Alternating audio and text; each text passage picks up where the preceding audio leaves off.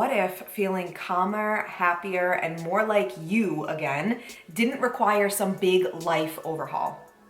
Instead, what if it could happen with really small changes and you could feel those results quickly? I'm talking about tiny habits that take less than 5 minutes, but still help you feel less overwhelmed, less reactive, less stressed, and more joyful and like you again in your actual life, not some fantasy or far off version of it. Hi, I'm Angela, a certified hypnotherapist, somatic guide, and the founder of the Motherwell app. And I help women rewire their brain, regulate their nervous system, and turn their joy back on. So if that's something that you are interested in learning how to do, hit subscribe and stick around. In this video, I'm walking you through 4 micro habits that target the real reasons why you're still feeling stressed, overwhelmed, overstimulated, or anxious. These aren't productivity hacks. These are habits. Habits that actually help you calm your body, clear your mind, and stop spiraling. And they work because they address the whole system, all parts of you, all 4 energy bodies: your thoughts,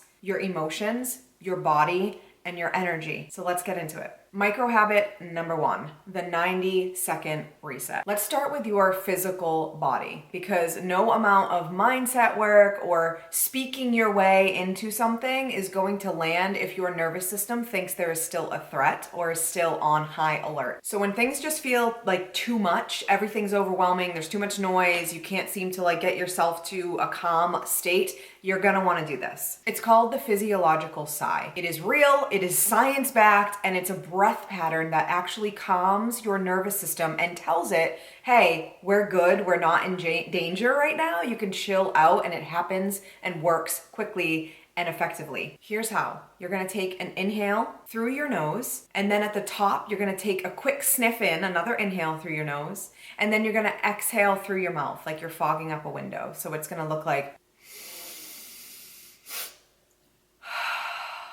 okay? Do that twice. That's it. This breath pattern actually shifts your CO2 levels, and it signals safety to your body and downshifts you out of panic mode. And no, you're not fixing everything in 90 seconds, but you are giving yourself more capacity to handle it, to hold it, to deal with it, to move through it. In my app, Motherwell, I have a whole section with tools similar to this that you can use anytime. But for now, try this the next time you're feeling really overwhelmed and activated, and you will feel the difference. Micro habit number 2.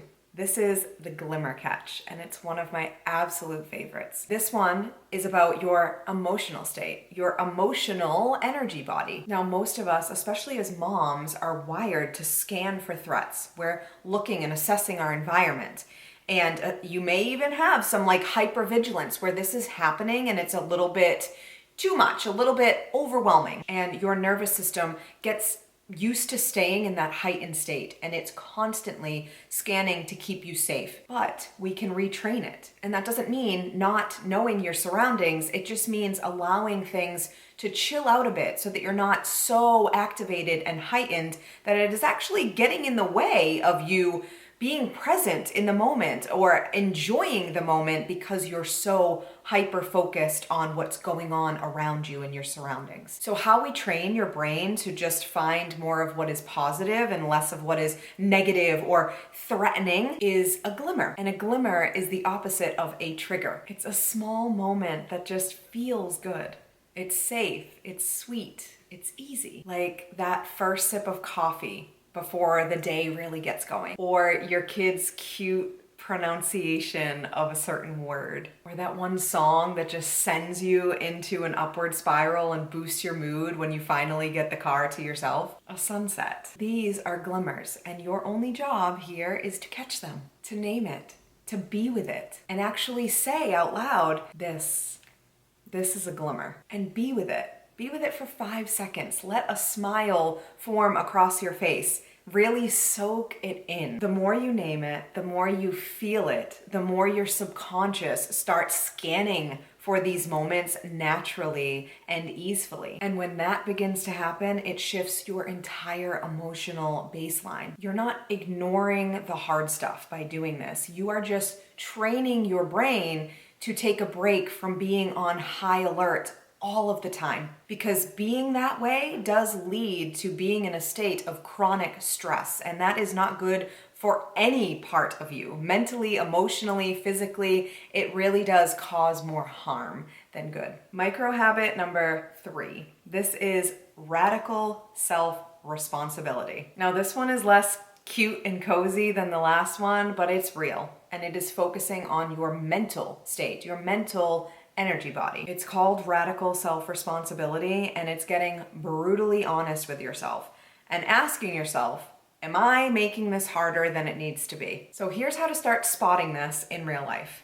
If you're overstimulated, assess. Just notice. You're overstimulated, but you're still sipping that large iced coffee, and you're adrenalizing your internal state while your external state feels overwhelming already. Or you've got a podcast blaring in the background, and you're wondering why you're feeling so overstimulated. So starting to notice what led to that overstimulation. Or you're so exhausted, but you're stuck scrolling like a little scroll troll until the wee hours of the morning, setting future you up for feeling probably not so great the next day and repeating a cycle. Or you're super overwhelmed, but you're overcommitting, or you're micromanaging things that really don't matter. I'm not sharing all of this to be harsh or to have you placing blame on yourself. This is less about that blame and more about calling yourself in with love. So just take a moment and ask yourself, is this helping? Is this necessary? Is this actually mine to hold? And how am I contributing to my own suffering? Where can I loosen my grip? This is how you start reclaiming your energy and your bandwidth. This is not about doing more or asking more of yourself. It is about stopping doing the things that are subtly, secretly draining you and actually amplifying the very things that are causing you to feel like you are struggling so much. Okay, micro habit number 4, the bedtime rewire. This one taps specifically into your energetic, spiritual body, the part of you that holds the vision for who you're becoming, who you truly desire to be, the woman that you want to show up as, how she speaks, how she thinks, how she moves. And I'm calling this practice the Thriving 30. The most crucial times to set the tone for yourself is in those first 30 minutes when you open your eyes and the final 30 minutes before you drift off to sleep.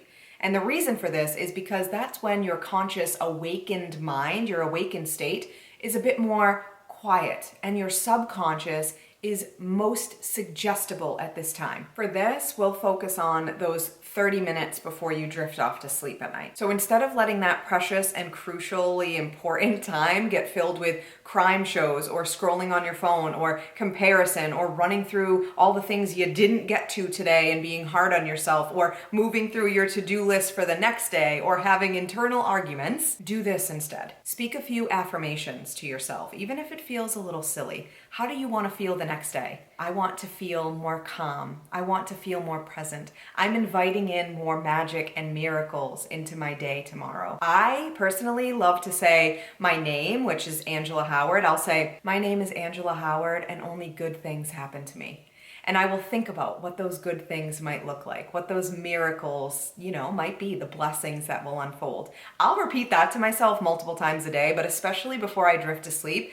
And for some reason, it just really hits for me. Out of all the affirmations, it just lands and it makes me smile. So find one that has you feeling that emotional connection like that one does for me, and repeat that to yourself. And then add a visualization to that affirmation. Add a visualization of what you want the next day to look like, and make it feel super vivid and real. Notice the details of the floor as you step your feet out of bed in the morning and you place your feet on the ground.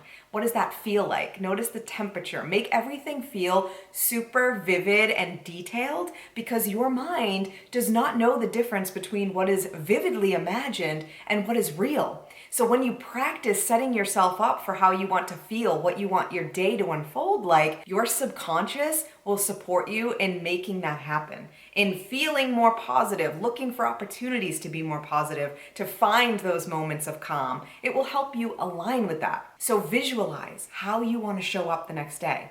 How are you going to speak? How are you going to move? How are you going to carry yourself? What are you going to eat? What are you going to wear? Just be so specific in that visualization and Feel the emotions of that, how good it will feel. Have a smile on your face as you're just eyes closed, heading into that dream state with this visualization. You can also play a short meditation or a guided hypnosis that will speak directly to your subconscious as you're drifting off to sleep. I also have an entire section of sleep hypnosis meditations inside of my app, Motherwell, that will guide you based on whatever topic you're interested, whatever theme, whatever you might be working to heal. You get to do that healing while you sleep. It works for you. Those last moments before you fall asleep, that's when your brain is installing the mental software for your next day. That's why it's so important.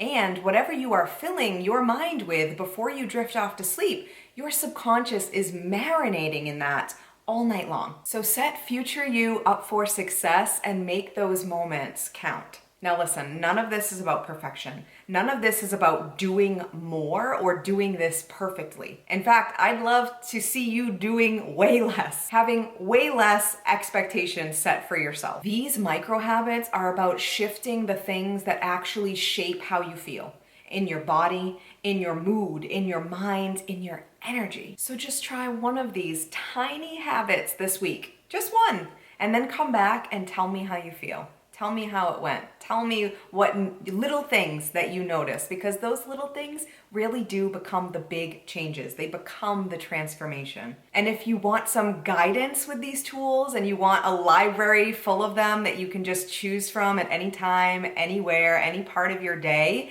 I highly recommend checking out the Motherwell app, and I'll leave a free trial for you in the description below. Thank you so much for joining me in today's video. If you made it all the way to the end, I'm so grateful for you. I'm so happy that you're here. And if you are a mom or, on a journey to become one, I hope that you stick around and hit subscribe, and I'll see you in the next video.